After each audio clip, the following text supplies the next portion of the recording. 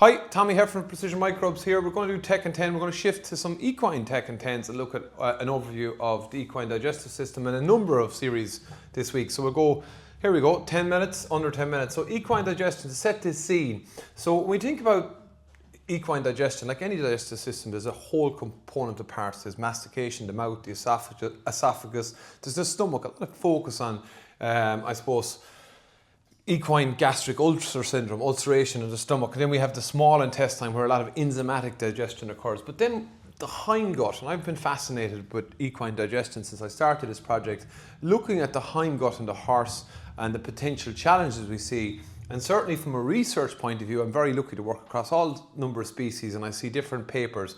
But I think it's an area that's of increasing interest, but not a huge amount in comparison to other species. But what we have to remember is we know a lot about ulcers in the stomach and the small intestine, but the hindgut of the horse, almost 60 plus, 70% of the energy comes from fermentation in the hindgut. So these microbes, viruses, protozoa, beneficial bacteria, yeast, etc. are involved in digestion, but a lot of beneficial microbes, bacteria, are fermenting plant material, cellulose and hemicellulose, and they're using that as feedstock and they're producing volatile fatty acids. So this whole hindgut is really important. We'll talk about in other videos how it's related to behaviour, performance, and etc. But I suppose just to set the scene, why do we see so many challenges with the hindgut of the horse? And I'm a lover of evolutionary biology, so all species, when we think about origins, there's a very famous evolutionary biology thing, why zebras don't get ulcers. They actually do, but it is around kind of this idea of understanding animals over thousands, millennia, thousands and thousands of years. And that is interesting when we look at the horse from a point of view of digestive health. If we think about horses, they were trickle feeders, so they're herd species. That's important. So they move in a herd. So when we take them out of the herd, that's interesting. But they're grazing all the time. People are familiar with this idea of constant grazing as a species. Again, being in a herd, when you isolate them, that can be different. They very much had mixed forages. Okay, those mixed forages were going into this hindgut, this fermentation vat, and they didn't have a huge amount of starch and sugars. Starch is very relevant when we think about hard feed going into horses and getting that balance right and transitioning it, and even sugars. So even modern grasses might be higher in sugars than they'd be normally used to. So this is important. Even their environment that they were outside, they'd move as a herd. So that's evolutionary biology has shaped the hindgut of the horse, and it shaped the ecology of the horse as well. And the horse is no different to other species when you actually look at it. And we see this in humans as well because of domestication, and horses are in our modern world where we live in. We've seen that the diversity of the microbes in the gut in studies has narrowed. So we see it in horses, we see it in humans and other species. And that's down to management. Now, we're not going to change how we manage horses because this is why we enjoy them, be it for performance or people enjoying horses themselves, working with them. But we must understand this gap between the evolutionary biology and where we are today. So stabling, longer times in the stable, carbohydrates and starches going in higher levels. Exercise as well, more intense exercise at times, transitions. So if we have horses in and going out to pasture or starting to go into work, these are all challenges, or changing the diet. Transport, I call this the stress gap, okay?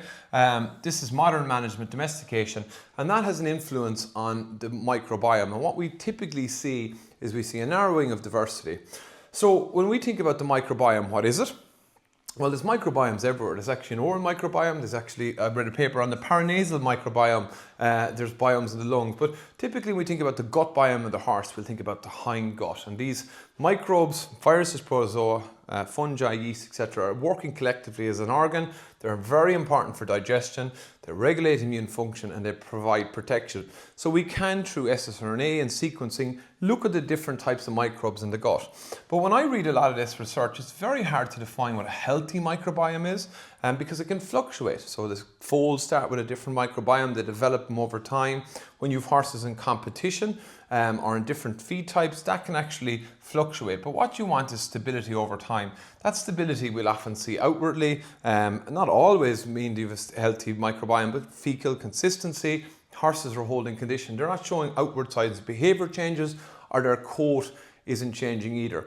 I think there's a lot more work around actually looking at the species of bacteria to define what health actually is, and they're even struggling with this in humans. But if we do understand that the hindgut's really important, it's a fermentation vessel. This fermentation is key. It was been developed over thousands and thousands of years, and a lot of the management practices we look at can place challenges on that. So the big thing for me is to understand the factors that impact a healthy microbiome or may cause microbiomes to go off. And we'll cover these over more videos, particularly understanding this key thing of transitions. So if we're increasing feed, exercise, stabling, transport activities for horses, that will have an impact on the hindgut and hindgut health. And Precision Microbes, I'll talk about it throughout, it's a complementary feed designed, it's a unique liquid complementary feed that's designed to support digestive health during periods of transition, and even with healthy horses, that support of the hindgut and digestive health can be really, really key. So it is just setting the scene, this Tech in 10 today, about understanding that this fermentation vat, the hindgut of the horse, has evolved over thousands and thousands of years. Modern challenges and what that impacts will be, we'll cover more in videos on the hindgut. And Precision Microbes is a unique tool to support it, fed daily to your horse at 100 mils per day. See you maybe next week we'll cover another topic on the equine gut microbiome, but this is an introduction one.